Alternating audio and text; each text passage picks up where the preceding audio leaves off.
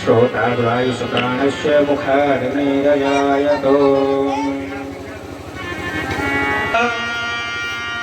स्वामी जय शिव ओंकारा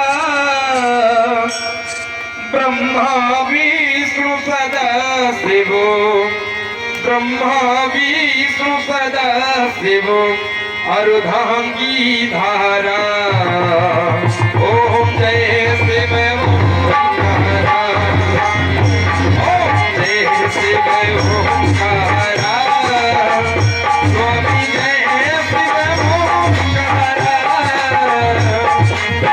ब्रह्मा विष्णु सदा शिव शिव भोलेनाथ महादेव अर्धांगी धारा ओम जय शिव ओंकारा एकानन चतुरानन पंचानन राधे स्वामी पंचानन राधे पंचानन गरुड़ासन पंचानन गरुड़ासन सुवाहनो साधे ओम जय शिव ओंकारा ओम मुझे चारि चतुर्भुज सतभुज अति को बाबा सतभुज अति को तेरे मोरे रो मुझे रखो तेरा मोरे रो मुझे रखो त्रिभुवन तनो मोहे ओम जय शिव ओंकारा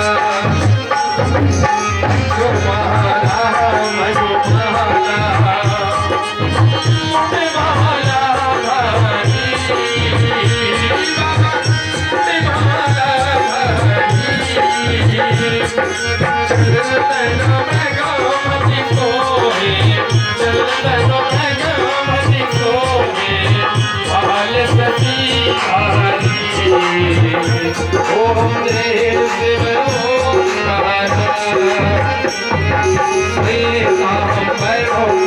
काम करो काम करो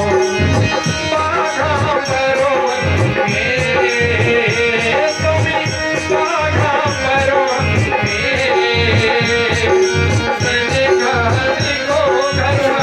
देखो करुणा देखो देखो करुणा देखो देखो सबके ओम जय शिव ओंकारा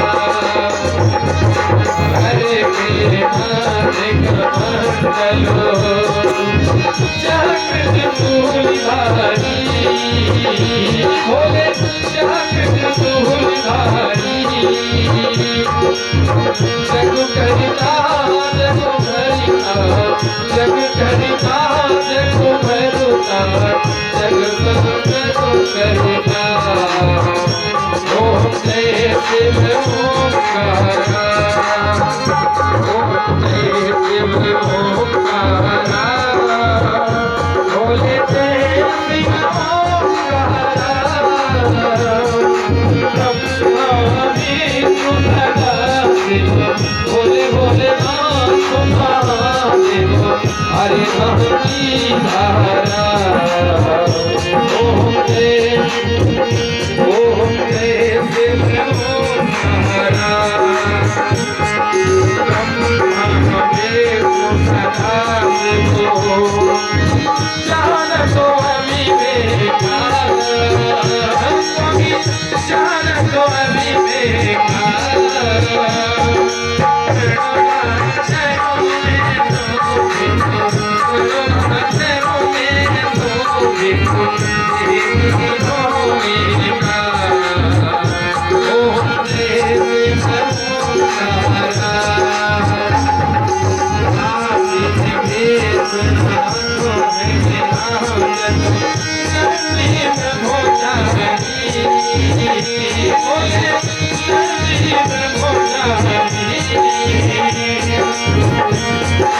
कितने मुझे हो लगा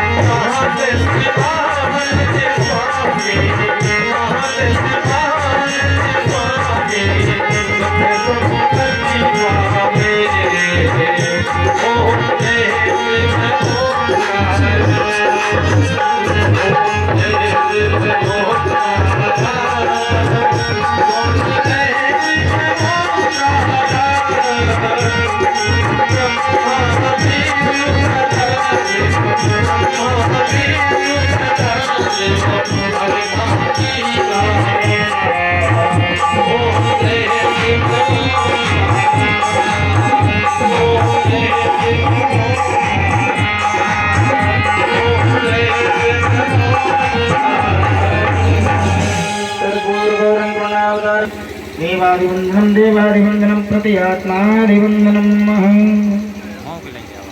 हस्ते अक्षतं तु वैताभ्याः नन्ददेवः पाणि भागालुभवान्यः सांगंसपर्वारै सांसद्वैतपर्वारै मानवहं पुष्पाञ्जलिं समर्पयामि। ओम सत्यनारायण भगवान की जय हो। राम सदाशिव की जय हो। नमः पार्वती पतये हर हर हर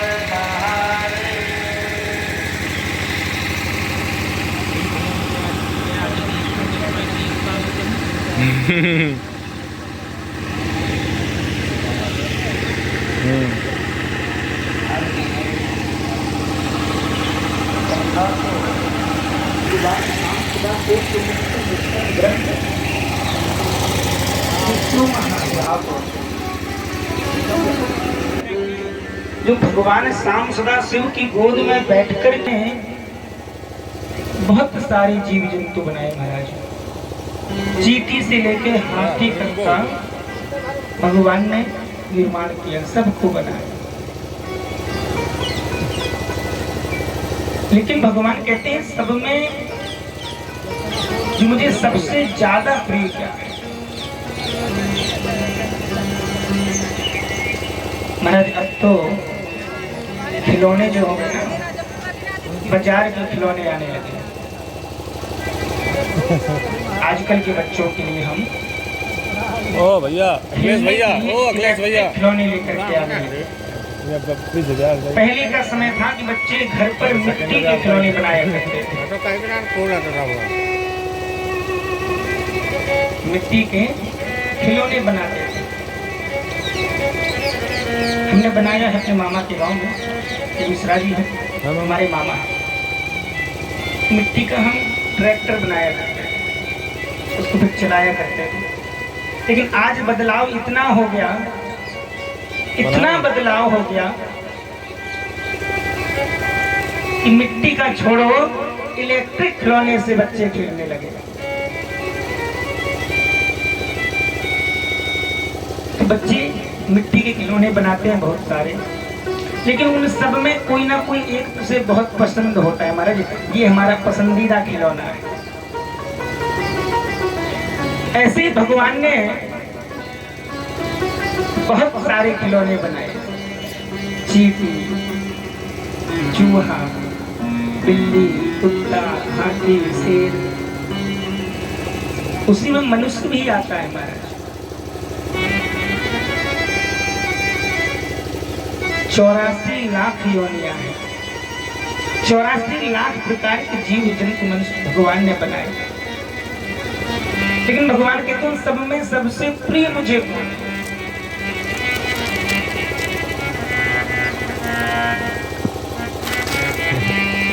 यह तन सब मम ही उपजाए और सबते अधिक मनुज मोहि भाए। उत्तरकांड महाराज जो तुलसीदास जी का रामचरितमानस सदग्रंथ है ना, वो उत्तरकांड में आपके सारे जीवन के प्रश्नों का उत्तर समाहित है। अगर पढ़कर के देखेंगे तो आपकी हर समस्या का समाधान उस उत्तरकांड में है। इसलिए उसका दूसरा नाम ज्ञान कांड है। उत्तरकांड को ज्ञान कांड भी कहते हैं। संसार में भगवान ने सबसे प्रिय मनुष्य भगवान को बहुत प्रिय है। क्यों? बड़े भाग मानुष तन पावा,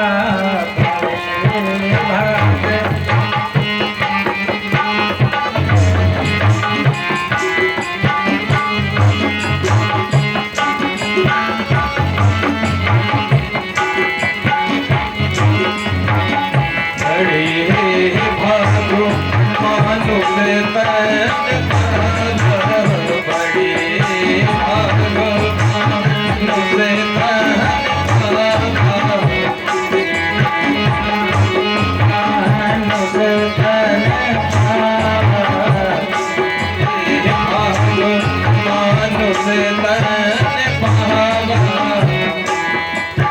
मनुष्य का शरीर बड़े ही सौभाग्य से प्राप्त होता, क्योंकि सुर दुर्लभ सब ग्रंथन गावा, सुर दुर्लभ सब ग्रंथन गावा, सुर दुर्लभ सब ग्रंथन गावा। भले भाग मानुष तन पावा, भले भाग मानुष तन पावा, भले भाग मानुष तन पावा, भले भाग मानुष तन पावा। सुर दुर्लभ सब ग्रंथन गावा, सुर दुर्लभ सब ग्रंथन गावा, सुर दुर्लभ सब ग्रंथन गावा, दुर्लभ सब ग्रंथन गावा। भले भाग मानुष तन पावा, भले भाग मानुष तन पावा, सुर दुर्लभ सब ग्रंथन गावा, दुर्लभ सब ग्रंथन गावा। बड़े भाग मानुष तन पावा। ये 84 लाख जन्मों में 84 लाख योनियों में भटकने के बाद मनुष्य का शरीर प्राप्त हुआ है। और उत्तरकांड में भगवान कहते हैं सबसे अधिक मनुज मुहि भाए, सबसे प्रिय मुझे जो है मनुष्य है। क्यों? क्योंकि मानव देह एक ऐसा शरीर है जिसके द्वारा आप चाहो तो भगवान का जप कर सकते। भगवान ने आपको सुंदर शरीर दिया महाराज, 2 पैर दिए ताकि आप इन पैरों से चल करके भगवान के मंदिर तक जा सको, भगवान का दर्शन कर सको, भगवान की कथा में बैठ करके भगवान की कथा श्रवण कर सको, कथा पंडाल तक चल के आ सको, यज्ञशाला तक जा सको, यज्ञ के परिक्रमा कर सको। जरा सोचो जिसका एक पैर ना हो, देखा होगा आपने, वो बेचारा पछताता है, पश्चाताप करता कि हे प्रभु काश मेरा एक पैर ये खराब ना होता तो मैं भी भगवान श्याम सदाशिव महादेव के मंदिर में जाकर के उनका पूजन करता, दर्शन करता, यज्ञ की परिक्रमा लगाता, कथा को श्रवण करता। आप लोगों का सौभाग्य है कि आप यहाँ कथा पंडाल में चल करके आए। भगवान ने सुंदर 2 हाथ दिए भगवान का पूजन करने के लिए, भगवान की सेवा करने के लिए, कान दिए भगवान का नाम संकीर्तन कथा कीर्तन इत्यादि श्रवण करने के लिए, नेत्र दिए भगवान ने कि दर्शन करो। और सबसे विशेष बात भगवान ने मुख दिया, जिह्वा दी में बोल सको, भगवान का नाम जप कर सको, भगवान का नाम संकीर्तन कर सको, कथा का चिंतन कर सको। और इन सब के बाद भगवान ने आपको क्या दिया? बुद्धि, दिमाग दे रखा। और अगर भगवान दिमाग ना दे महाराज तो पागल। अगर मनुष्य के पास दिमाग ना हो तो वो भी पशु के समान है। क्यों? क्योंकि पशुओं के भी 4 पैर हैं और मनुष्य के भी 4 पैर हैं, 2 अग्रपाद 2 पश्चपाद। बस ये है कि मनुष्य अपने पीछे के पैरों से खड़ा हो जाता है, आगे के पैरों से काम कर लेता है। बाकी अंतर केवल एक ही है कि मनुष्य को भगवान ने बुद्धि दिमाग दे रखा है कि मन से विचार करके हमें क्या अच्छा है, क्या खराब है, क्या करना चाहिए, क्या नहीं करना चाहिए, ये भगवान ने उसको चिंतन करने की शक्ति सामर्थ्य दे रखी है। अगर भगवान ना करे पिछले जन्म में आपको मनुष्य ना बन के कोई दूसरी योनि मिल जाए, भगवान बिल्ली बना दे बिल्ली, तो क्या तुम राम राम कह पाओगे? पंचाक्षरी मंत्र का जप कर पाओगे? राधे राधे जय सिया राम कह पाओगे? नहीं कह पाओगे। तो बड़े भाग मानुष तन पावा, सुर दुर्लभ। अच्छा, हमारे देवताओं को दुर्लभ, सुर माने देवता, सुर दुर्लभ सब ग्रंथन गावा। देवताओं को क्यों दुर्लभ है? क्योंकि भगवान की जो कथा है ये केवल भूलोक पर, मृत्यु लोक, पृथ्वी लोक पर ही भगवान की कथा श्रवण करने को मिलती है। देवता तरसते हैं कि हम मनुष्य रूप में जाकर के पृथ्वी पर बैठ करके भगवान का पूजन कर सकें, भगवान का चिंतन कर सकें, क्योंकि देवलोक स्वर्ग लोक में वहां कुछ नहीं है, सुख ही सुख है। वहां भगवान का पूजन, कथा श्रवण, चिंतन, मन इत्यादि कुछ भी नहीं। जब राम जी साकेत जाने लगे तो हनुमान जी ने प्रश्न किया, महाराज ये बताओ, आप ले तो चल रहे हो हमें साकेत में, क्या वहां आपकी कथा श्रवण करने को मिलेगी? राम जी बोले वहां तो सुख ही सुख है, आराम से सुख सागर में रहो, वहां कथा सुनने को नहीं मिलेगी। तो हनुमान जी महाराज ने कहा, प्रभु आप एक काम करो, आप चले जाओ, हम यहीं बैठ करके आपकी भक्ति करेंगे, आपका चिंतन करेंगे, और जहां भी भगवान की कथा हो रही होगी वहां हम जाकर के आपकी कथा को श्रवण करेंगे। आज भी कहीं भी कथा हो रही, हनुमान जी कहीं ना कहीं अवश्य आते हैं, गुप्त रूप में बैठ करके कथा का श्रवण करते हैं। तो महाराज बड़े भाग्य से आपको मनुष्य का शरीर प्राप्त हुआ है। इस शरीर को, अपने जीवन को व्यथा ना गवाते हुए भगवान के चरणों में लगाएं, भगवान की सेवा करें, चिंतन करें, मनन करें, कथा का श्रवण करें, नाम संकीर्तन करें, वरना दोबारा मिलने वाला नहीं। एक उदाहरण बताएं छोटा सा। एक बंद कमरा है, क्या है? एक बंद कमरा है। उस कमरे के अंदर एक अंधा व्यक्ति को बंद कर दिया जाए या उसकी आंखों में पट्टी बांध दी जाए और एक दरवाजा है उस कमरे में, दरवाजा खुला है, उस कमरे में एक दरवाजा है, बाकी 10 खिड़कियां हैं, चारों तरफ खिड़कियां ही खिड़कियां हैं कमरे में, लेकिन एक दरवाजा है निकलने का। अंधा व्यक्ति कमरे के अंदर है, वो दरवाजा ढूंढ रहा है कि दरवाजा कहाँ है। तो कैसे ढूंढेगा? हाथ से ही ढूंढेगा ना, तो ढूंढता फिरता है दरवाजा कहाँ है, कहाँ है। लेकिन जब दरवाजा आता है, उस दरवाजे के पास पहुंचते ही उसके शरीर में कहीं ना कहीं खुजली होने लगती है, और जब खुजली होने लगती तो अपने शरीर को खुजाने लगता, लेकिन चलना बंद नहीं करता, दरवाजा निकल जाता। वही हाल हम मनुष्यों का है। जो 84 लाख योनियां है ना, ये सब खिड़कियां हैं, और दरवाजा क्या है?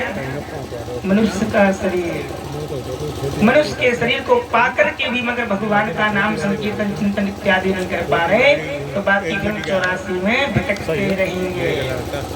और खुजली जो है वो क्या है? संसारिक मोह माया, भोग विलास इत्यादि, इसमें फंस जाते हैं और हम अपने मोक्ष का जो द्वार है उसको भूल जाते हैं कि कैसे हमारी मुक्ति होने वाली है। तो आइए कथा में प्रवेश करने से पूर्व भगवान का नाम संकीर्तन करते हैं। बोलिए साम सदा शिव भगवान की जय हो। सभी लोग गाएंगे बड़े भाव से।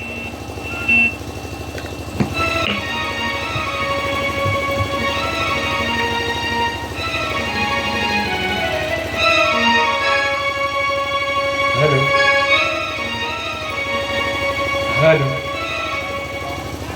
भैया, माइक ऑपरेटर कैलाश भैया जरा अपना साउंड सिस्टम छोड़ के कहीं जाया ना करें, विनम्र निवेदन है आपसे। हाँ, कैलाश भैया साउंड सिस्टम वाले ऑपरेटिंग करने आए हैं, तो यहाँ अपने पद पर ही बैठे। हाँ धीमा करना, कहीं बढ़ाना, कहीं कुछ है। होशियार हेलो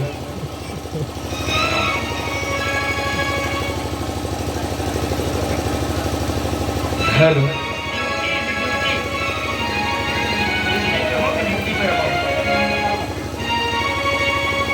हेलो हेलो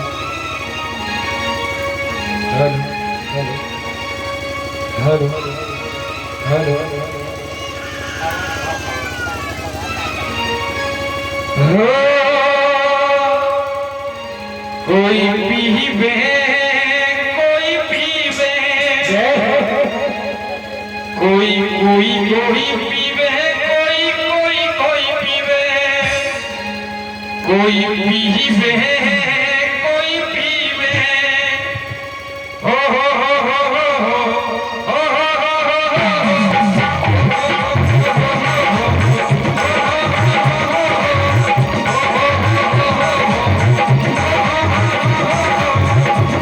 कोई पीवे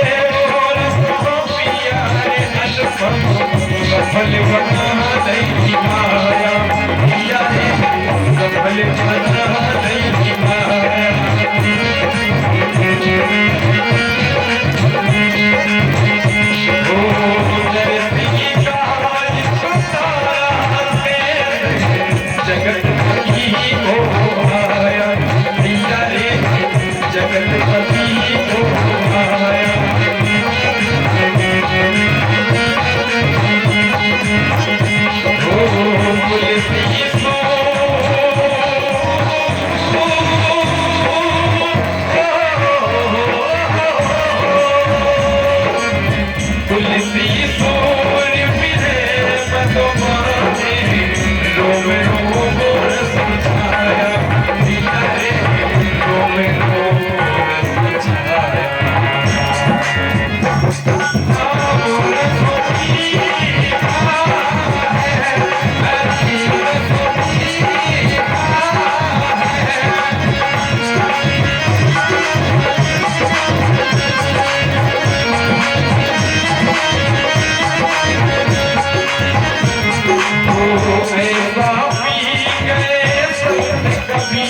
पासे बोले हरि पासे बोले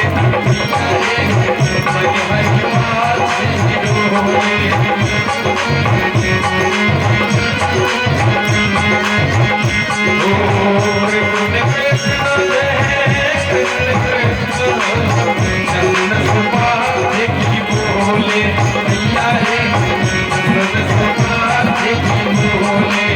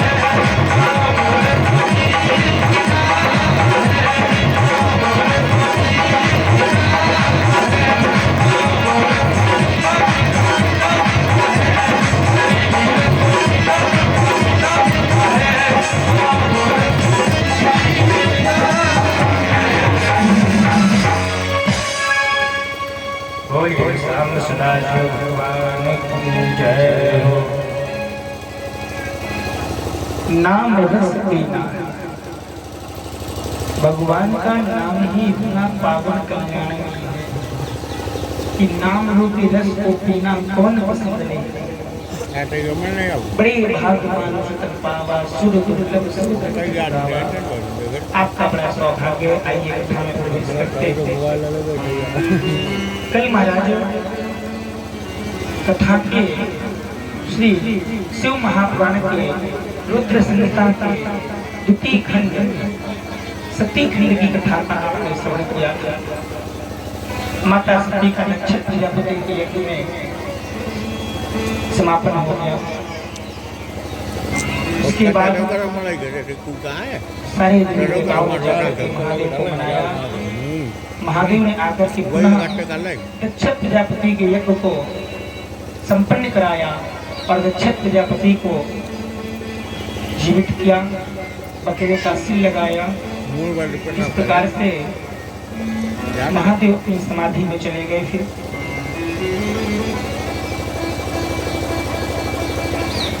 समाधि में चले गए। देवताओं ने मनाया पुनः महादेव को, क्योंकि उस समय तारकासुर नाम के राक्षस ने इतना बड़ा उपद्रव कर दिया।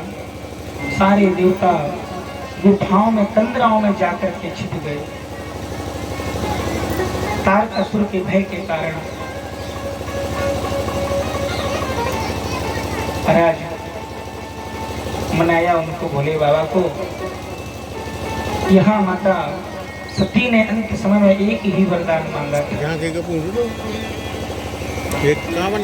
सती मरत हरि से वर मांगा, भगवान हरि से मांगा। क्या मांगा? जन्म जन्म से पद। उसी कारण से महाराज एक बड़ी प्रतापी राजा हिमांचल उनकी पत्नी मैना मैया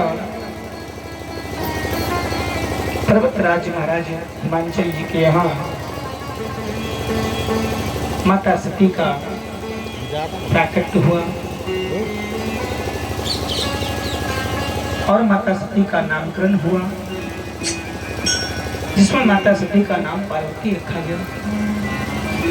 तैम गिरिग्रह जाई ते कारण, तैम गिरिग्रह जाई।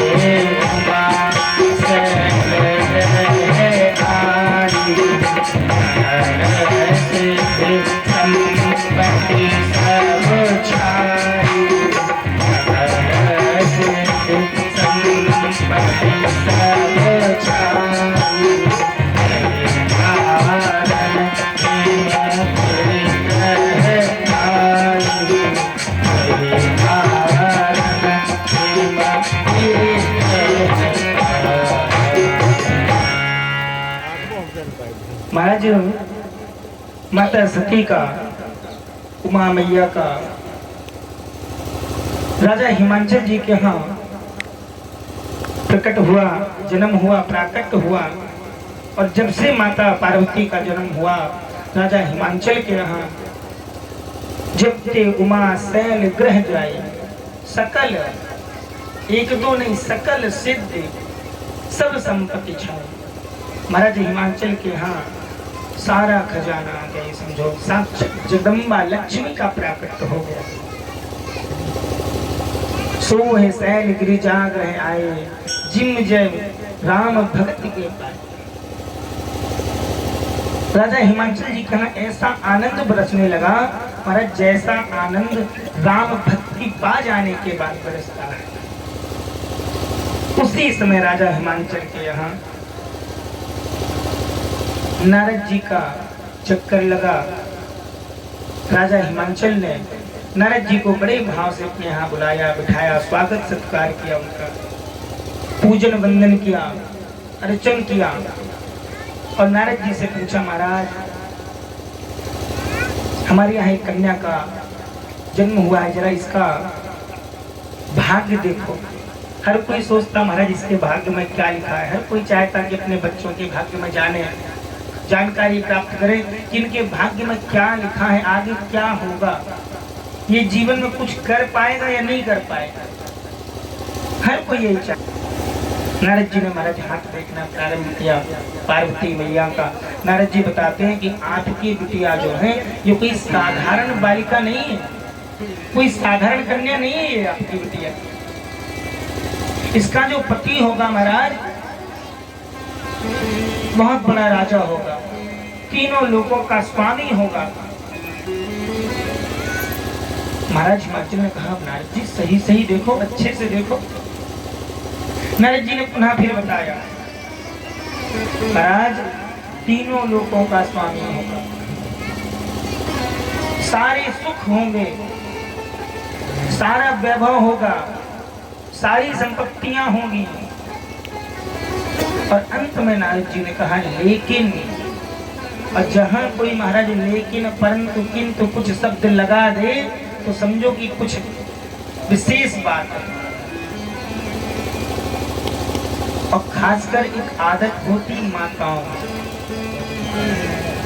अगर कोई कह दे बाकी तो सब ठीक है लेकिन, तो माताएं फिर बड़े गौर से सुनती हैं कि क्या बात है, ऐसी विशेष बात क्या है जो बताना जा रहे हैं।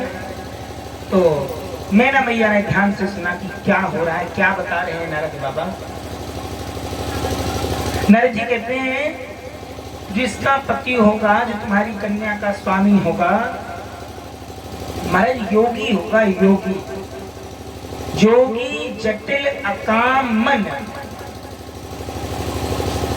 योग करने वाला होगा।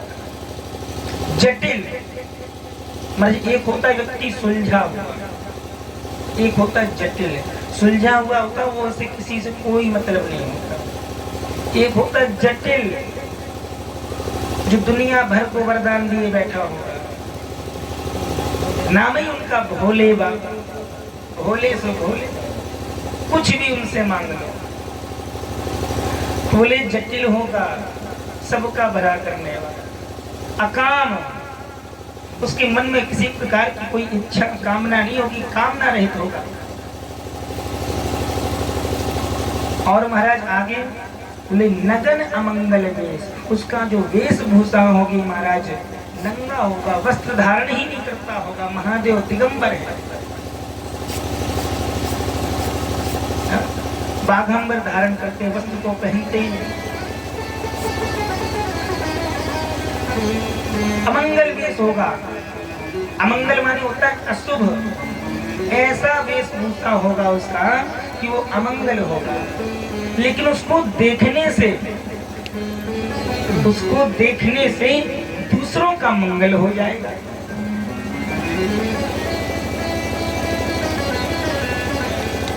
ऐसे महादेव जी, उनके रूप का वर्णन सुनाया महाराज नारद जी ने।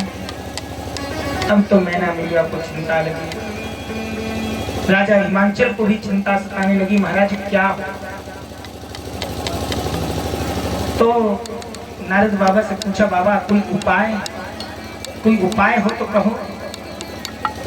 नारद जी ने कहा, महाराज उपाय तो है, लेकिन एक बात बता दे। तब तक मैना मैया ने कहा, बाबा अगर ऐसा घर मिलेगा हमारी बिटिया को, हमारी कन्या को, तो हम विवाह ही नहीं करेंगे, कहीं दूसरी जगह देख लेंगे। नारद जी ने कहा, ऐसा तो हो ही नहीं सकता। क्यों? कहे मुनि से हिमवंत सुन, और जो विधि लिखा लीलार, देव तनुज नर नाग मुनि को न में तनहार। संसार में जो भाग्य में है उसे कोई नहीं बदल सकता। जो कलम विधाता के हाथ से लिख के आ गई उसको कोई बदलने वाला नहीं।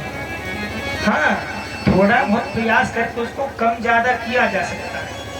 अगर आपके जीवन में दुख ज्यादा है तो भगवान का पूजन, चिंतन, मनन इत्यादि भजन करके उस दुख को कम तो किया जा सकता है, लेकिन पूर्ण रूप से मिटाया नहीं जा सकता। क्योंकि जो भाग्य होता है तो बहुत पहले लिख जाता है। जब जीव माँ के गर्भ में होता है, जीव माँ के गर्भ में होता है ना, उस समय भाग्य लिख दिया जाता है। विधाता ने जाकर के गर्भ में जाकर के भाग्य लिखा, तो सबसे पहले जीव के पैर दिख गए महाराज, तो पैरों में जाकर के भाग्य लिख दिया और लौट करके अपने आ गया।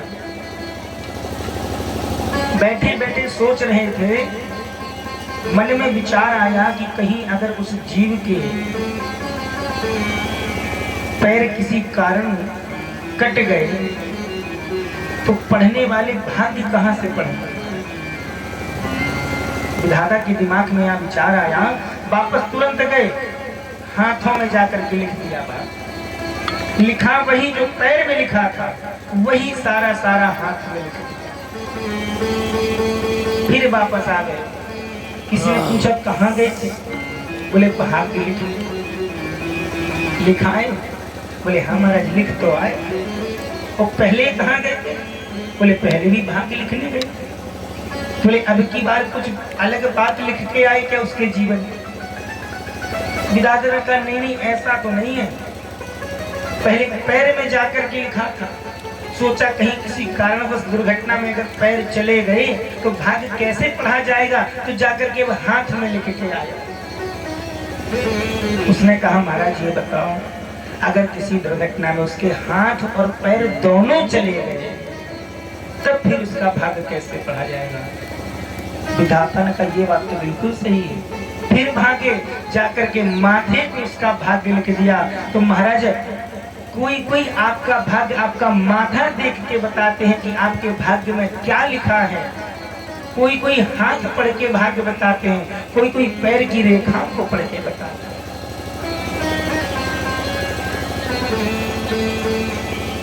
झूठ नहीं है, बात प्रमाणित है। महाराज यहाँ हाथ देखा जाए। नारद जी ने राजा हिमांचल की कन्या माता पार्वती का हाथ देखा और हाथ देख करके भाग्य बताया।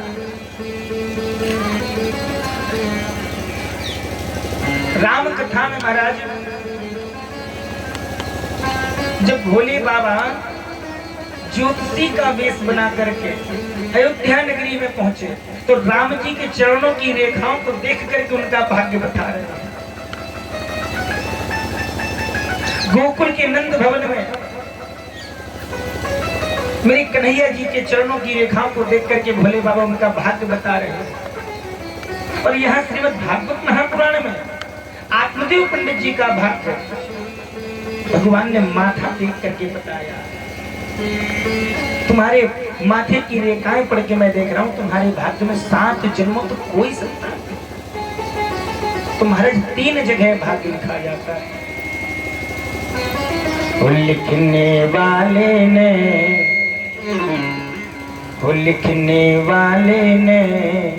लिख दी कहानी तेरे हाथ में माथ में और लात में।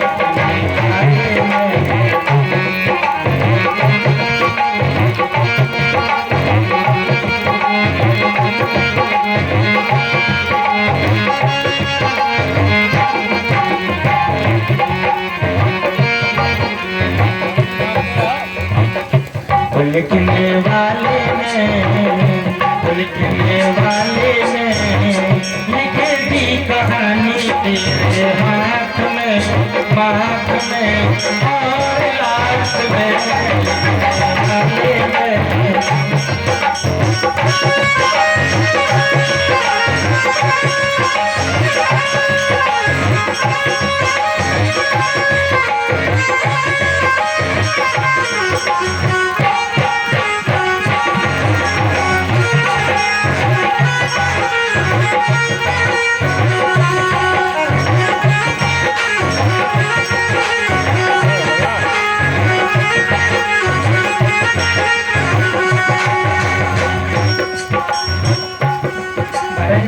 जगह भाग।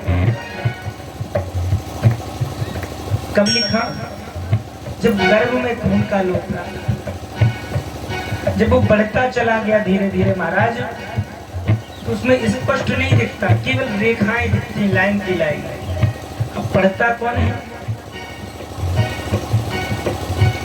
पढ़ने वाले कोई एकांत तो खास होते हैं, हर कोई नहीं पढ़ सकता। तो उसके लिए महाराज क्या उपाय है?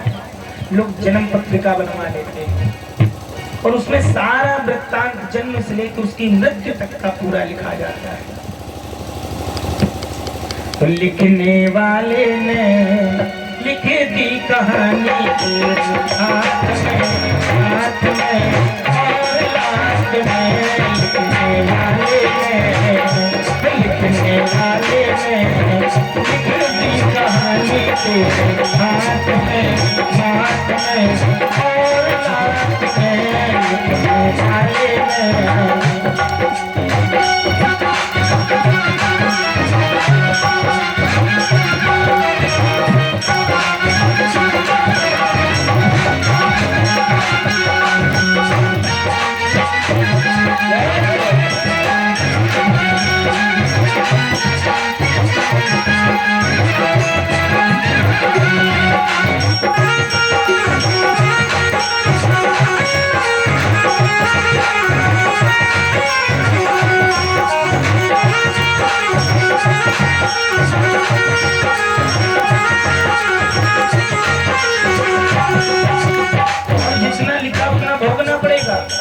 जोई जोई लिखा सोई जो भोगे अक्षर झूठ न होई।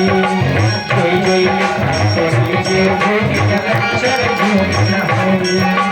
भाग लिखे से सुख पाता है, भाग लिखे से पीर।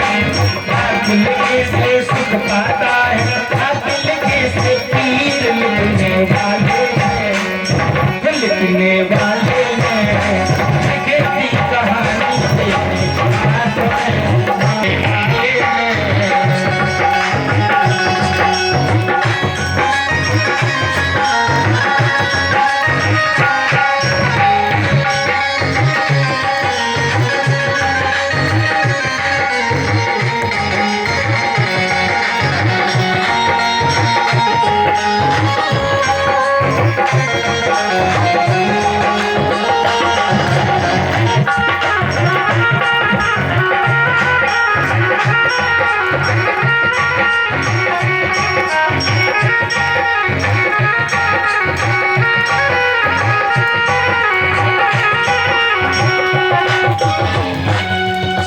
महाराज भाग्य आपत्ति में जगह लिखा हुआ है और इसको वही पढ़ सकता है जो पढ़ने वाला होगा। और जो लिखा है, जोई जोई लिखा सोई जीव भोगे, एक अक्षर झूठ ना में लिख दिया है, वो होके रहेगा, उसे कोई नहीं टाल सकता। और जो नहीं होना है उसे कोई कर नहीं सकता, चाहे लाख नहीं करोड़ों प्रयास करे। बोलिए शंकर भगवान की जय। नारद जी कहते हैं कहे मुनीस हेमवंत सुन, ध्यान से सुनो। जो विधि लिखा लीलार देव दनुज नर नाग मुनि को न मेटन हार। ना तो उसको देवता मिटा सकते, ना महाराज राक्षस दानव मिटा सकते, ना नर मनुष्य उस अपने भाग्य को मिटा सकता कि भाई भाग्य को काट दे, कुछ गलत हो अनहोनी हो। नाग मुनि कोई भी संसार का चर अचर कोई अपने भाग्य को नहीं बदल सकता। लेकिन हाँ, अगर आपके जीवन में कोई थोड़ी बहुत परेशानी है तो उसको मिटाने वाले हैं तो केवल एक ही है। भावई मैं त्रिपुरारी, बड़ी से बड़ी समस्या का निवारण है तो केवल मेरे भोले बाबा। तो नारद जी ने कहा कि अगर आपकी बिटिया के भाग्य में ऐसा कुछ लिखा है तो इसका केवल एक ही उपाय है। क्या? जो तप करहि कुमारी तुम्हारी, जो तप करहि कुमारी तुम्हारी,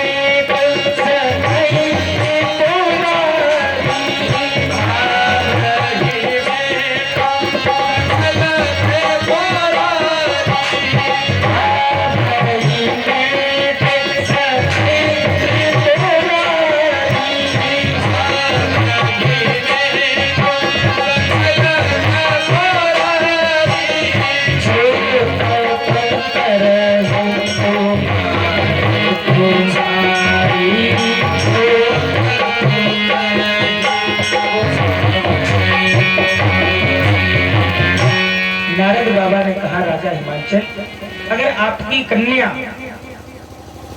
भगवान महादेव की तपस्या करे, शाम सदाशिव की तपस्या करे, उनका मंत्र जाप करे, उनका ध्यान करे, तो हो सकता कि भोले बाबा उस भाग्य को भी बदल दे। बड़ी से बड़ी कठिन समस्या को भी बदलने वाले हैं पूरे महादेव। इस प्रकार से माता पार्वती ने राजा हिमांचल के यहाँ जन्म लेने के बाद महाराज भूत भावन भोलेनाथ शाम सदाशिव का ध्यान किया, मंत्र जाप किया, तप किया। महाराज ऐसा तप किया, मेरी माँ पार्वती ने ऐसा तप किया कि संसार के सारे जीव देवता मनुष्य नर नाग गंधर्व सब जो है अधीर हो गए। असतप काहु न कीन भवानी। बाबा तुलसीदास जी लिखते हैं माँ भवानी पार्वती ने ऐसा तप किया महाराज कि ऐसा संसार में आज तक किसी ने ना। और वही सारे तप तपस्याएं व्रत हमारी माताएं करती हैं जिन्हें हम चातुर्मास कहते हैं। चातुर्मास में जो व्रत करते हैं ना, सारे व्रत भोले बाबा शाम सदा शिव से संबंधित होते हैं। संतान सप्तमी हो, ऋषि पंचमी हो,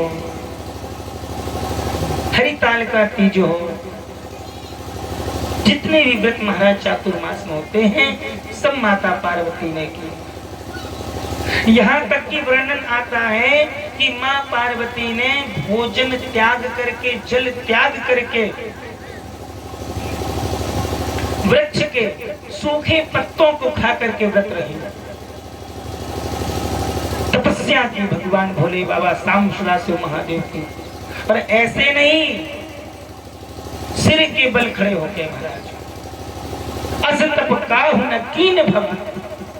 ऐसा तप आज तक किसी ने किया ही नहीं।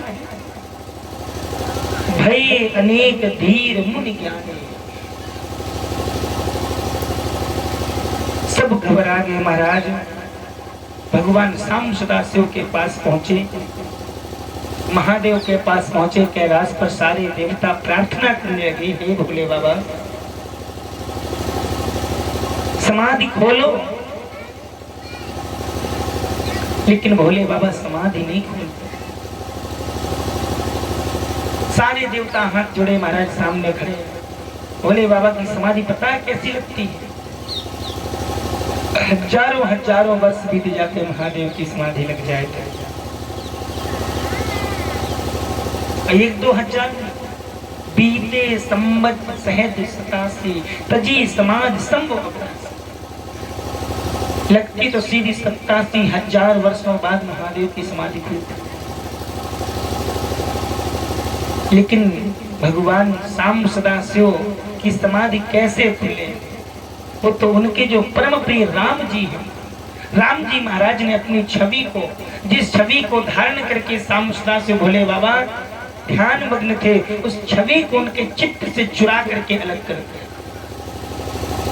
जैसे भोले बाबा के हृदय से राम जी की छवि हटी, भोले बाबा के नेत्र खुल गए। बोलिए शाम सदाशिव महादेव की जय हो।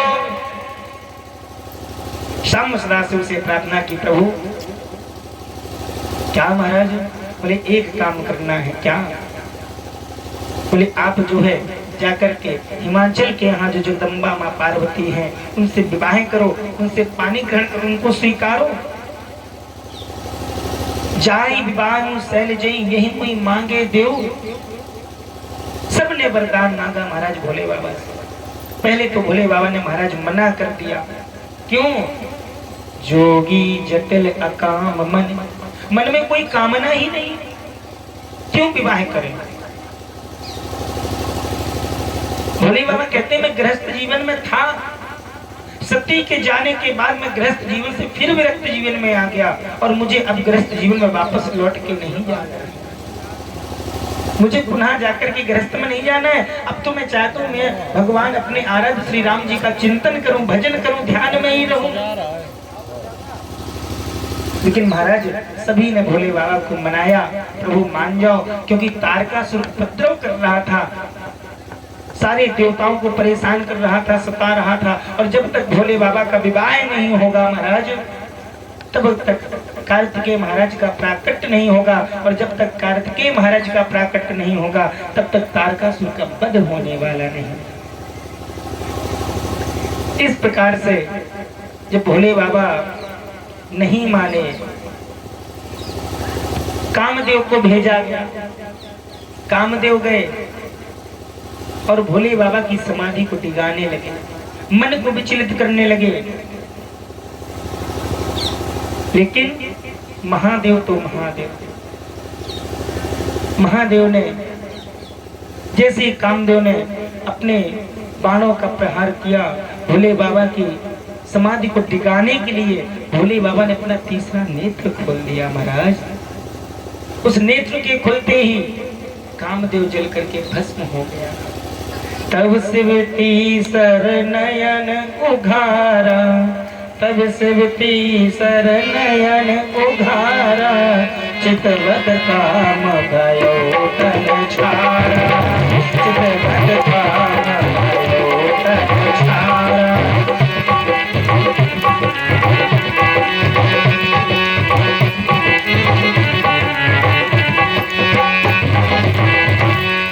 कामदेव महाराज समाप्त हो गया। कामदेव की पत्नी रति मैया भागी भागी आई, महादेव जी से प्रार्थना की, प्रभु ये आपने क्या किया? भोले बाबा ने उसको वरदान दिया, जाओ द्वापर युग में भगवान कृष्ण के यहाँ पुत्र के रूप में तुम्हारा पति तुम्हें मिलेगा महाराज, प्रद्युम्न जी महाराज। इस प्रकार से भोले बाबा के विवाह की कथा को आज हम श्रवण करेंगे, माता पार्वती और अपने भोले बाबा की विवाह की कथा में। अब तो हमारे सारे देवता भोले बाबा से बोले, प्रभु अब विलंब ना करो और हमें ये वरदान दो कि आप माँ पार्वती से विवाह करेंगे। भोले बाबा ने वचन दिया, जाओ। अब तो सारे देवता अपनी अपनी तैयारी में लग गए। विष्णु भगवान अपने वाहन को सजा रहे हैं, यमराज जी अपने वाहन को सजा रहे हैं,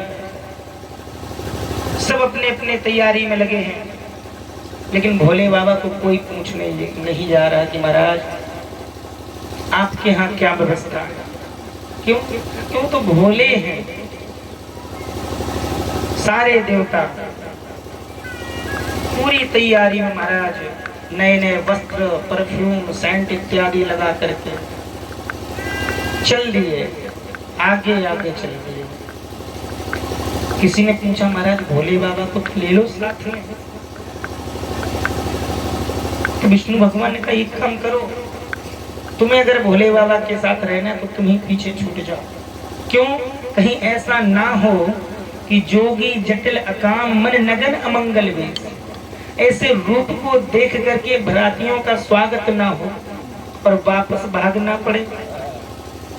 तो एक तो स्वागत नहीं हुआ, ऊपर से खाली पेट लौटना पड़ेगा। क्या मतलब? एक काम करो, पहले चलो जनवास से। तो सारे देवता आगे आगे चले। यहाँ भोले बाबा के जो शिव जी के गण हैं महाराज, शिव गणों ने कहा, बाबा आपका विवाह है? भोले बाबा बोले, लगता तो है, लेकिन ऐसा नहीं लगता कि मतलब विवाह है, और हमें नहीं पता कैसा होता विवाह। शिव गणों ने कहा, बाबा विवाह में तैयारियां होती हैं। क्या तैयारियां होती हैं महाराज? शिव गणों ने कहा, महाराज विवाह की तैयारियां तो ऐसे होती हैं कि हल्दी लगती है। अब यहाँ आपके पास तो कुछ है ही नहीं, और उसमें सारे आप जिसके यहाँ शादी विवाह होता है उसके सारे मित्र मंडली आती है, बंधु आते हैं, रिश्तेदार आते हैं। शिव जी ने कहा, हमारे पास कोई कमी थोड़ी है। शिव जी ने उठाई डमरू महाराज, डमरू की डम डम डम डम डम डम डम डम जैसे नाद बजाई महाराज। सारे भूत प्रेत पिशाच बैताल तरंगणी सब आ गए महाराज। सबसे पूछा भोले बाबा ने, ये बताओ आज तक तुम कभी किसी की बारात में गए? क्या भूत प्रेत को कोई बुलाता है महाराज? किसी ने बुलाया अपनी बारात में? नहीं बुलाया। भोले बाबा ने कहा, चलो एक काम करो, आज आप सब मेरी बारात में चलो। ये ना हो आप बाद में मत कहना कि महाराज हमने बारात नहीं देखी। तो सब चलो। सबको भोले बाबा ने बुलाया और सब भोले बाबा का श्रृंगार कर रहे हैं महाराज। से वही संभोगन करहि श्रृंगारा, जटा मुकुट अहि मोर सवारा। से वही संभोगन करहि श्रृंगारा, जटा मुकुट अहि मोर सवारा। से वही संभोगन करहि श्रृंगारा, जटा मुकुट अहि मोर सवारा।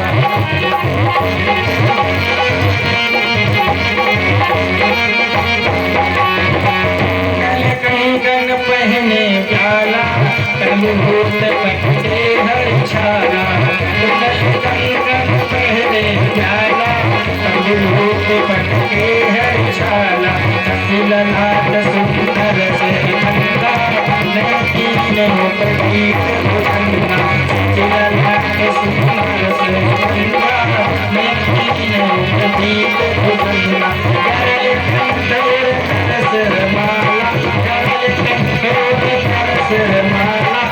देश से धाम कपाला अरे नरेश बनाला असले देश से धाम कपाला हर कुशूल राम रूप राजा चले बसे चढ़ता जही बाजा हर कुशूल राम रूप राजा चले बसे चढ़ता जही बाजा पहले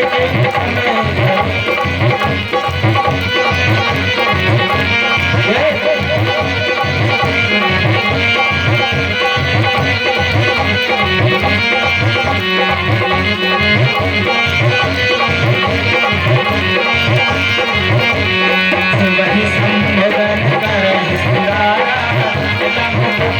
मोर सवारा वही संबोधन कर मोर सवारा।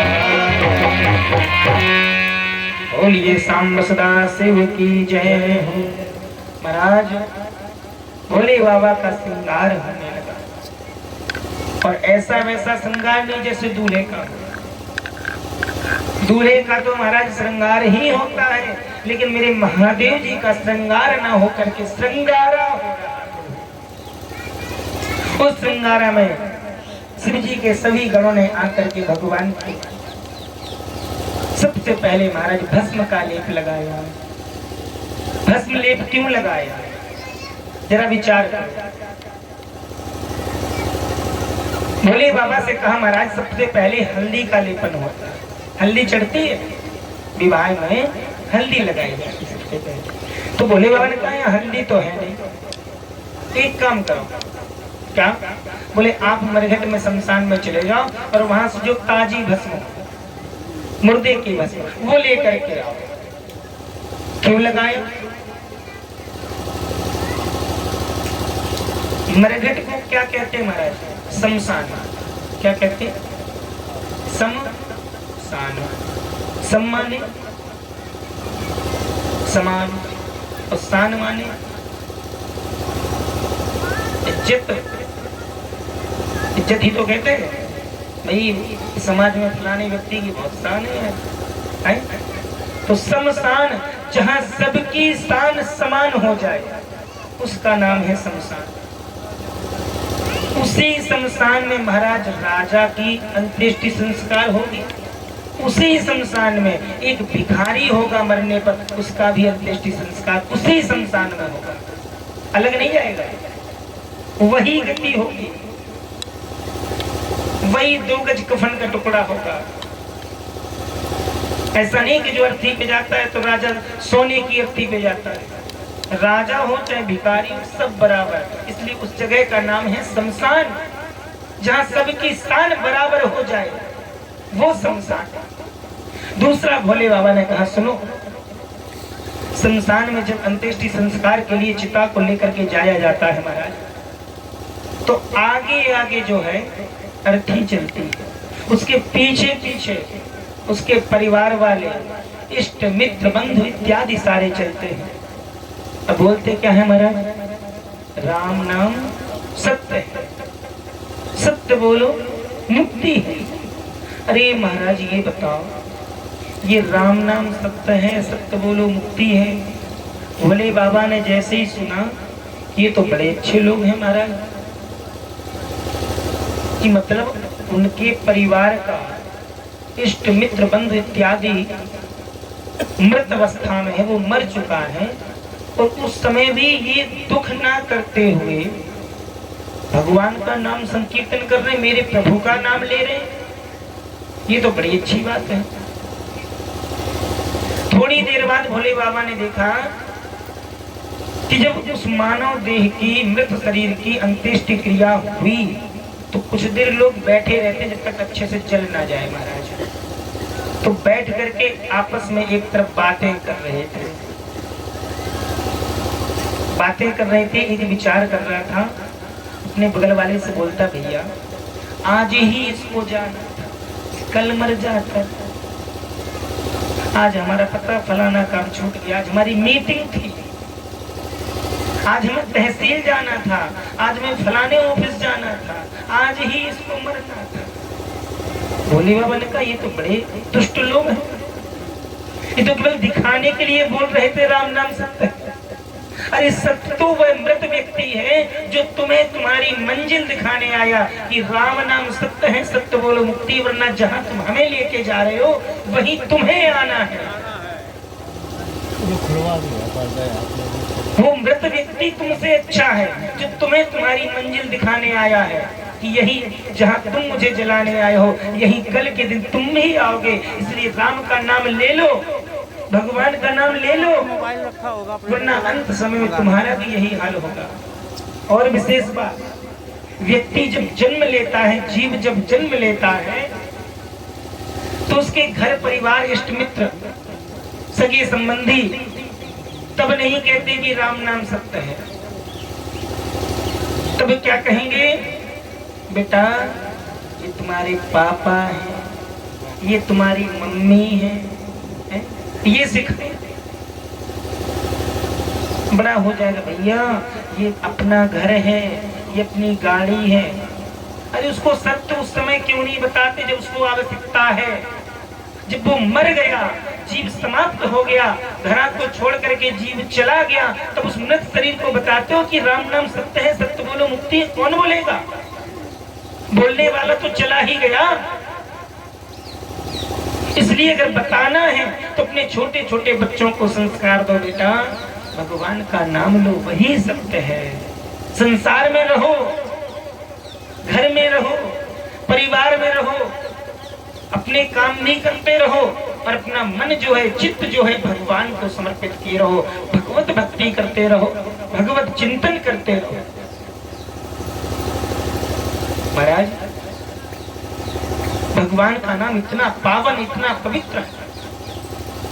भोले बाबा ने भस्म मंगाई और उसका लेप किया अपने शरीर पर, हल्दी लग गई है भोले बाबा की। फिर बोले महाराज अब क्या होना? बोले एक मोर होता है, मोर। अब तो महाराज वो मार्केट में बनी बनाई आने लगी मोर। पहले खजूर की मोर रखी जाती थी, खजूर का जो वृक्ष होता है ना, उसके पत्ते की मोर बनती थी। लेकिन भोले बाबा ने कहा यहाँ तो कुछ है ही नहीं, क्या किया जाए? कैसी होती मोर हमने तो देखी नहीं। शिवगण बोले महाराज मोर एक मुकुट जैसा आकार होता है। तो भोले बाबा ने कहा ये काम करो जो मेरी जटाएं ही इनको बहाना। महादेव जी की सारी जटाओं को पकड़ा, लपेट करके बांधा, बढ़िया ऊंचा सा मोर बन गया। लेकिन वो बार बार ढीला हो रहा था। महाराज इसको टाइट कैसे किया जाए? तो बोले एक सांप को पकड़ो, काले सांप को पकड़ा और पहन दिया बालों। भोले बाबा का मोर बन गया। कुंडल कंकन पहने ब्याला, कानों में बड़े बड़े सर्प लिए, दोनों साइड में पिरो लिए, कुंडल पहन लिए महाराज। तन विभूति पट पटे हरिछाला, बाघंबर धारण किया। लेकिन बाघंबर में कहीं कोई हुक बटन तो होता नहीं। ये सदे तो कैसे सदे? लिया तो एक बड़े से सांप को लिया, पकड़ करके बांध दिया। हाँ अब ठीक है, तैयारियां हो गई। अपना अस्त्र उठाया, त्रिशूल को लिया हाथ में महाराज, डमरू उठाई, एक हाथ में त्रिशूल लिया, दूसरे हाथ में डमरू को लिया। अब क्या करना है? शिवगुरु ने कहा महाराज अब घोड़े पर बैठा जाता है, घोड़े पर बैठा। हमारे यहाँ तो घोड़ा है नहीं और हमारे तो नंदी पे बैठेंगे हम। अगर किसी के पास 4 व्हीलर 4 चक्का गाड़ी हो और उसकी बारात जानी हो तो वो किराए की गाड़ी नहीं करता, अपनी गाड़ी है, अपनी से चलेंगे। तो भोले बाबा ने कहा कि जब अपने पास नंदी महाराज है तो नंदी पे बैठ के चलो, क्यों घोड़े को बुलाया जाए? और नंदी पर बैठ गए, बारात चलने लगी।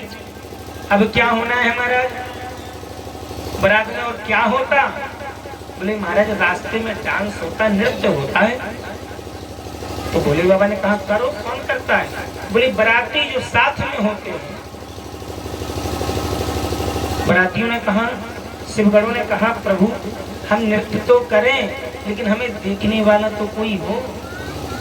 बाकी के बराती तो पहले ही चले गए। भोले बाबा ने कहा एक काम करो, रुक जाओ। तो भोले बाबा नंदी पर महाराज उल्टे बैठ गए घूम के। नंदी का मुख आगे और भोले बाबा का मुख पीछे, उल्टे बैठ गए।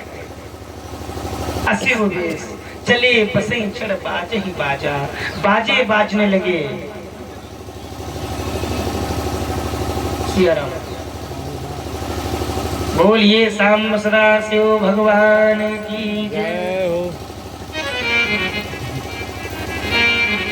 भोले बाबा की बारात जा रही प्रभु, अभी से मत सो वरना रसगुल्ला नहीं मिलेगा। बोलिए शंकर भगवान की जय। सांप और बिच्छू की माला डाल के गले, सांप और बिच्छू की। अच्छा ऐसे बारात में कौन कौन जा रहा है शिव जी के, ये बताओ कौन कौन शाम सदा शिव की बारात में जा रहा है? हाथ उठा के खड़े कराए। बोलिए शंकर भगवान की जय हो। सांप और बिच्छू की माला डाल के गले, हाँ डाल के गले। भोलेनाथ जी चले धराती साथ चले, भोलेनाथ जी चले धराती साथ चले। और बिच्छू की माला डाल के गले, सांप और बिच्छू की माला डाल के गले। भोलेनाथ जी चले धराती साथ चले, भोलेनाथ जी चले धराती साथ चले।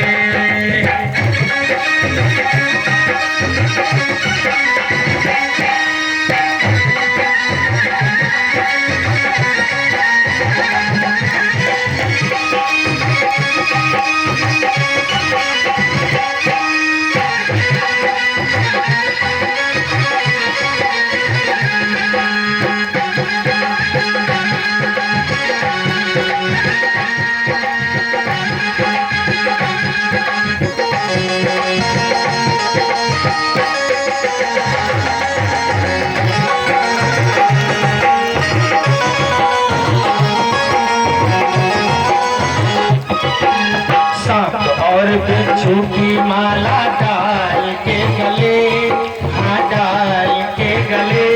भोलेनाथ जी चले बराती साथ चले, भोलेनाथ जी चले बराती साथ चले। और बिच्छू की माला डाल के गले, सांप और बिच्छू की माला डाल के गले। बराती साथ में चले, भोलेनाथ जी चले।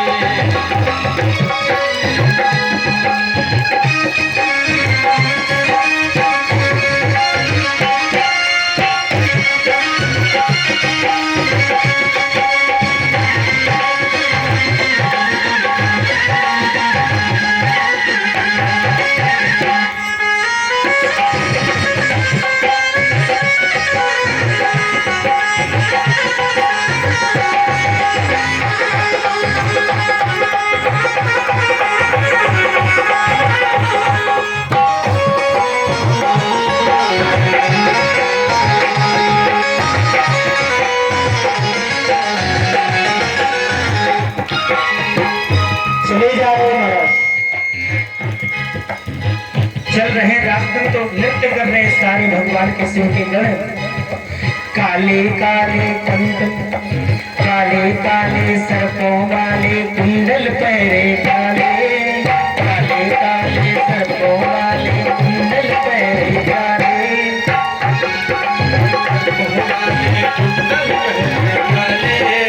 हाथ में बिच्छू की माला ये पहने भोले भाले,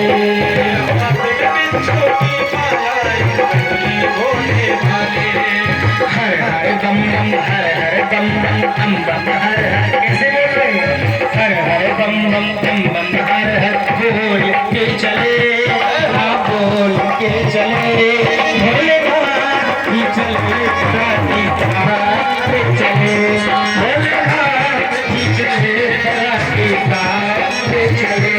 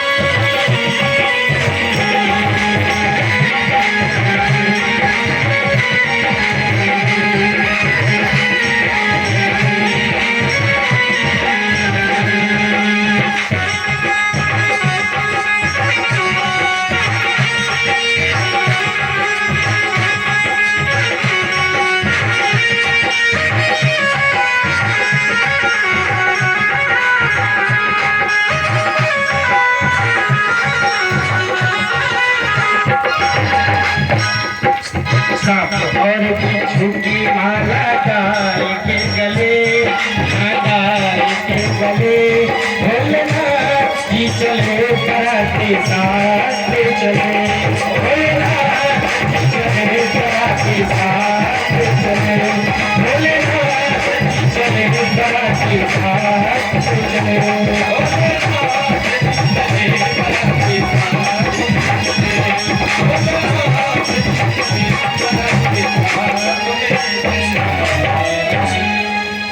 बारात चली जा रही है। महाराज हिमाचल के नगर में पहुंची तो बारात को देखने के लिए छोटे छोटे बच्चे पहले आए करते। महाराज बारात आगे चलो देख रहे हैं कैसी, दूल्हा कैसा है, बारात कैसी है, बारात में कौन कौन से वाहन गाड़ी घोड़ा आए, यही तो देखते थे पहले।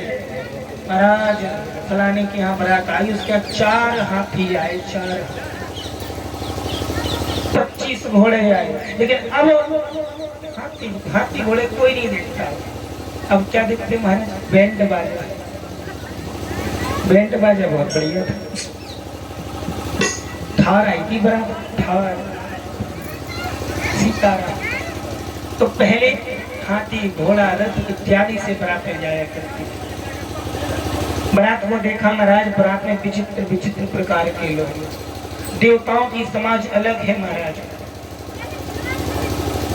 देवता आगे आगे निकल गए पहले, और भगवान भोलेनाथ के गण पीछे से गए। देखा उस बारात के बच्चों ने को मुखहीन विपुल मुख पाए। महाराज ऐसे ऐसे बाराती हैं कि उनमें कई तो ऐसे हैं जिनका मुख ही नहीं है, केवल रुंड अकेला चला जा रहा रास्ते में। भीड़ में पीछे से आया, ऐसे हाथ किया साइड हटो, आगे वाले ने पीछे मुड़ के देखा तो मुख ही नहीं, केवल रुंड अकेला। बोला भैया बिल्कुल निकलते जाओ, चले जाओ। विपुल मुख का हो, कई ऐसे जिनके मुंह ही मुंह महाराज, 1-2 नहीं, मुख ही मुख है। कुछ ऐसे महाराज जिनके पैर ही नहीं है। बिन पद को बहुपद बाहु, किसी की बहुत पैर हैं, बहुत हाथ है, किसी के एक भी नहीं है। किसी के महाराज विपुल नयन, पूर्ण नयन भी है, किसी के महाराज नेत्र ही नहीं है, चेहरे पे सीधा नाक है, मुख है, आंखों का कोई जगह ही नहीं है, और किसी के आंख ही आंख दे रखी है।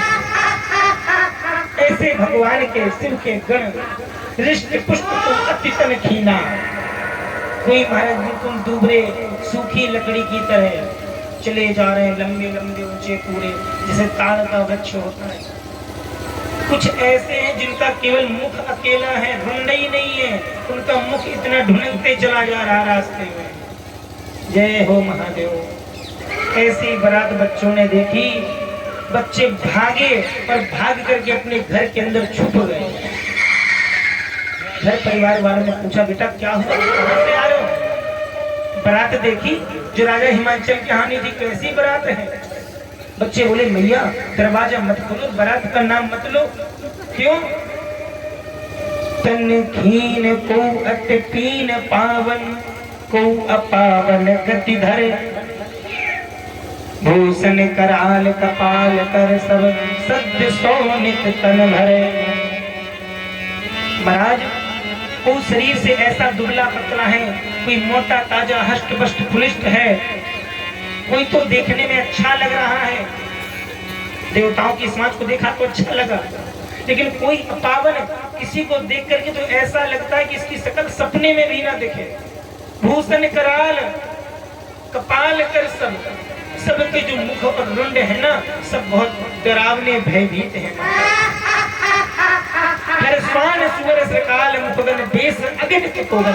इतने बेस हैं कि उनकी गणना नहीं की जा सकती। किसी का महाराज गधे कैसा मुख है, किसी का गधे कैसा मुख है, किसी का स्वान कुत्ते के जैसा मुख है, किसी का सूकर के जैसा मुख है, किसी का सियार के जैसा मुख है। ऐसा वर्णन जब बताया और बोले माता एक बात और सुनो, बहु जिनस प्रेत पिशाच जोग जमात वर्णत नहीं बने, उसका मैं वर्णन नहीं कर सकता। क्यों? ऐसी बराबर है कि उस बारात को जिस देख ले वो अपने आप को बहुत बड़ा पुण्य आत्मा समझ ले। देखई जो उमा विवाह घर घर बात असलर कर कही, जिस बारात को देख ले ना बड़ा पुण्य आत्मा है। जो जियत और रहत बारात देखा पुण्य बढ़त ही कर सही। जीते जी भगवान महादेव की बारात को जो देखते वो बड़ा पुण्यात्मा है। इस प्रकार से बारात का वर्णन पूज्यपाद गोस्वामी तुलसीदास जी ने महाराज ने किया। और ऐसी बारात महाराज जस दूल्हा तस बनी बारात। दूल्हा कैसा? भैया हम तो बारात देख के ही भाग गए, अब दूल्हा देखना तो आप ही चले। सीताराम भोले बाबा की बारात जैसी जनवासे में आगे बढ़ी तो सबसे आगे देवताओं की समाज थे। मैना मैया बाहर खड़ी है महाराज आरती की थाली के लिए, द्वारोचार पूजन के लिए कि बारात आएगी। सबसे आगे महाराज इंद्र भगवान चले जा रहे थे, नारद जी वहीं खड़े थे मैना मैया के पास। नारद जी से पूछ लिया मैना मैया ने, बाबा क्या यही मेरी बेटी पार्वती का दूल्हा है? बोले बाबा ने, नारद बाबा ने कहा मैया ये दूल्हा नहीं है। कौन है? अरे महाराज ये तो उनके यहाँ पानी की व्यवस्था करते इंद्रदेव है। अच्छा अच्छा इंद्रदेव उनके यहाँ पानी की व्यवस्था करते हैं। जब जिनके यहाँ नौकर चाकर ऐसे होंगे महाराज तो दूल्हा कैसा होगा? बड़ा अच्छा भाव। थोड़ी देर बाद देखा विष्णु भगवान आए तो जब बरातियों को देखा तो मैया मैना को बहुत अच्छा लगा। थोड़ी देर बाद माता पूछते जा रही, नारद बाबा बताते चले जा रहे हैं। अब नंबर आया मेरे महादेव शाम सदाशिव का आगमन का। उसी समय नारद बाबा आराम से खिसक लिए। अब जैसे ही महाराज भोले बाबा को देखा, नंदी का मुख आगे, भोले बाबा का मुख पीछे, दरवाजे पे बारात आई। और बारात में जैसे नंदी महाराज आगे खड़े हुए तो भोले बाबा की पीठ दिखे मैना मैया को। तो मैना मैया ने कहा भैया दूल्हे को सीधा करो, परोक्षण करें, तिलक करें, उसका द्वारोच्चार पूजन करें। तो सबने कहा महाराज पहले घोड़े का तिलक होता है तो नंदी महाराज का तिलक कर दो। नंदी महाराज का तिलक किया गया, फिर सीधा घुमाया। भोले बाबा के स्वरूप को जैसे ही मैना मैया ने देखा महाराज, थाली वहीं फेंकी, भागी भवन बैठी अति प्रासाद। इस रूप को जैसे ही देखा मैना मैया ने, थाली फेंकी, दरवाजे बंद किए और अंदर भाग गई। अंदर भाग गई महाराज, बड़ा शोक हुआ, चिंता हुई। आकर के सबने समझाया।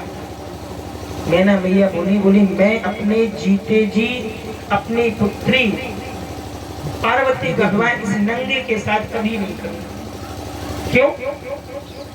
बोले मैं चाहे अपनी कन्या को लेकर के आग में कूद जाऊं, नदी में कूद जाऊं, लेकिन मैं अपनी बेटी का विवाह ऐसे अभागे के साथ नहीं कर सकती जो इतना अमंगल है, जिसका वेश ही देख कर कितना डरावना है। मेरी बेटी वहां कैसे रहेगी इसके साथ? पर एक बात बता दे, अगर संसार में माँ अपनी बेटी के होने वाले पति को पसंद ना करे तब तक विवाह होने वाला नहीं है। बेटी के लिए अगर घर देखने जाओ, बेटी के भाई को पसंद आ जाए, बेटी के पिता को पसंद आ जाए, बेटी के मामा को पसंद आ जाए, सारे रिश्तेदारों को, सभी सगे संबंधियों सबको पसंद आ जाए वो लड़का, जब तक माँ हाँ नहीं कह देगी तब तक विवाह होने वाला नहीं। वही राम जी का हुआ। महाराज गोस्वामी तुलसीदास जी महाराज ने लिखा, बोले भूप सहज 10 एक ही 12। बड़ी विचित्र बात है, जिस धनुष को 10,000 राजा मिलकर के नहीं तोड़ पाए, उस धनुष को सीताराम। बोलिए सांब सदा शिव भगवान की जय हो।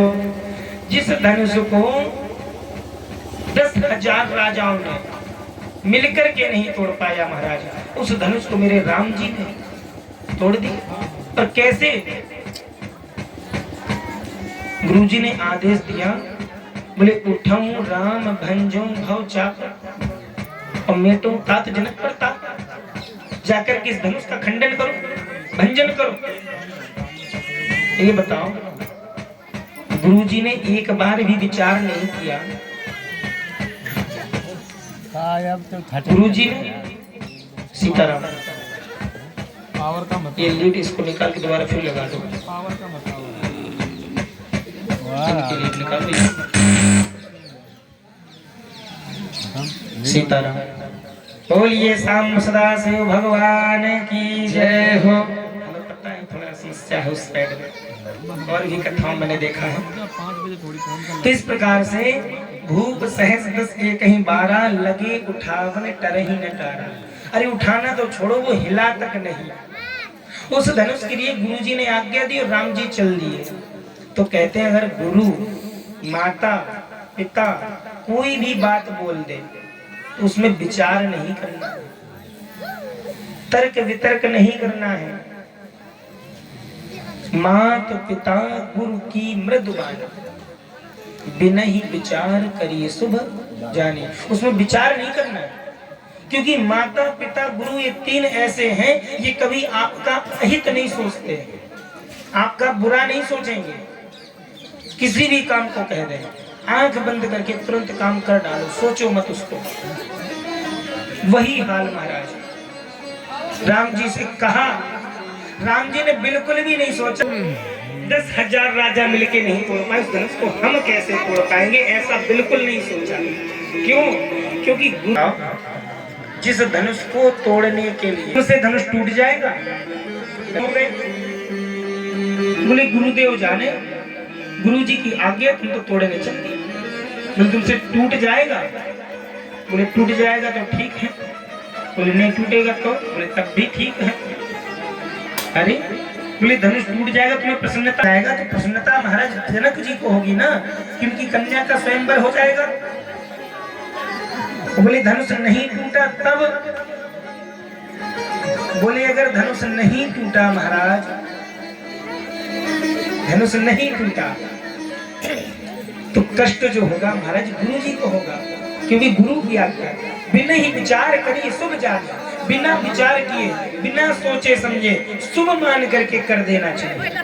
वही राम जी ने किया। सीताराम। भोले बाबा महादेव शाम सदाशिव की बड़ी सुंदर पावन पवित्र बारात है। 2 मिनट भैया कथा को श्रवण करिए, हास्य मत करिए। अभी हास्य आएगा फिर सुनेंगे, कथा को सुनिए। जो धनुष था उसको 10,000 राजा क्यों नहीं जगा पाए? ये बताओ, माँ सीता की वास्तविक असली माता कौन थी? धरती। जन्म देने वाली क्या सुनैना मैया थी? क्या राजा जनक की पत्नी सुनैना मैया उनकी माँ थी? वो पालन पोषण करने वाली माँ थी, जन्मदात्री माता पृथ्वी है। और धनुष को पकड़ किसने रखा था? पृथ्वी ने। जरा अर्धाली पर गौर करिए, क्या लिखा बाबा तुलसीदास जी ने? लेत चढ़ावत खेचत गाढ़े। क्या लिया? धनुष। लेत कब? जब कोई देत, तो किसी ना किसी ने दिया तब राम जी ने लिया। लेत को देत, धरती देत। और जब तक धरती माता ने निश्चय नहीं कर लिया कि ये पति मेरी कन्या के लिए शुभ होगा, ठीक होगा, तब तक उस धनुष को इस धरती माता ने पकड़ रखा था। संसार के बड़े बड़े राजा उसको डिगा तक नहीं पाए। यही यहाँ माता मैना कह रही कि मैं अपनी कन्या का विवाह नहीं करूं। तब जाकर के महाराज सारे देवताओं ने समझाया, नारद बाबा ने समझाया, सप्त ऋषियों ने समझाया कि मैना मैया आप व्यर्थ चिंता कर रही हैं। क्यों? क्योंकि दूल्हा आप देख रही है ना अमंगल वेश में, ये कामी है, ऐसे ही है, दिगंबर है, लेकिन वास्तव में तीनों लोकों का स्वामी है। धन धन भोलेनाथ तुम्हारे कौड़ी नहीं खजाने में, 3 लोक बस्ती में बसा दिए आप बसे वीराने में, फिर भी वो तीनों लोकों का स्वामी है महाराज, त्रिलोकी। और तुम्हारी जो बिटिया है ना, ये कोई साधारण कन्या नहीं है। जगदम्बा तव सुता भवानी, तुम्हारी कन्या जो है जगत जननी माँ जगदम्बा है, और ये पूरे जगत के स्वामी भोले बाबा है। सप्तऋषियों ने जाकर के समझाया महाराज। माता पार्वती ने भी कहा मैना मैया से कि माँ, जीवन में जो लिखा है वो होके रहेगा और जीवन में जो नहीं लिखा है उसे कोई कर नहीं सकता, इसलिए जो होना है वो होके ही रहेगा। माँ, अगर आपकी पुत्री यानी मेरे भाग्य में सुख नहीं है तो आप कितने भी रईस परिवार धन संपत्ति वाले के यहाँ कराओ तो वो जाकर के घट जाएगा, और कम वाले के यहाँ करोगे और भाग्य में बढ़ोतरी होनी होगी तो बढ़ जाएगा। ये सब हमारे भाग्य पर, हमारे कर्म पर निर्धारित रहता है। हम कितना भी अपने बच्चों के लिए जोड़ के रख जाए, लेकिन अगर बच्चों में संस्कार नहीं है तो वो धन किसी काम का नहीं है। महाराज, मैना मैया मान गई। भोले बाबा के विवाह की पुनः फिर तैयारियां होने लगी। भोले बाबा सुंदर स्वरूप में आए, देव स्वरूप में आए, उनको दोबारा श्रृंगार किया गया। मैना मैया ने देखा, प्रसन्न हो गई उस रूप को निहार करके। मेरे भोले बाबा शाम सदाशिव का स्वरूप कैसा है महाराज? कर्पूर गौरम करुणावतारम, महाराज कपूर के समान गौरांग है। दिव्य रूप को देख करके विवाह की तैयारियां भई। तो महाराज विवाह में कौन कौन तैयार है? भूत प्रेत तो आ ही गए, सब आ गए। एक बार जोर से जयकारा लगाए, बोलिए सांब सदा शिव की जय हो।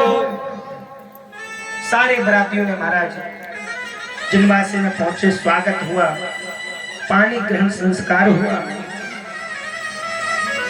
पानी ग्रहण जब कीन महेशा, हर्षे शुक्ल सुर सकल सुरेशा, सारे देवता प्रसन्न भये। वाद्य यंत्र सहनाइयां बाजने लगी। महाराज, कौन कौन भोले बाबा की बारात नृत्य कर रहा है? एक बार खड़े हो जाओ, जोर से हाथ उठाए, जयकारा लगाए, बोल सांब सदा शिव की जय हो। हर हर हर महादेव, बम बम बम भोले जय शिव शंकर, बम बम बम भोले जय शिव शंकर, बम बम बम भोले जय शिव शंकर, बम बम बम भोले जय शिव शंकर, बम बम भोले जय शिव शंकर, बम बम बम भोले जय शिव शंकर, जय शिव शंकर जय गंगाधर, जय शिव शंकर जय गंगाधर, जय शिव शंकर जय गंगाधर, जय शिव शंकर जय गंगाधर, बम बम बम भोले जय शिव शंकर, बम बम भोले जय शिव शंकर।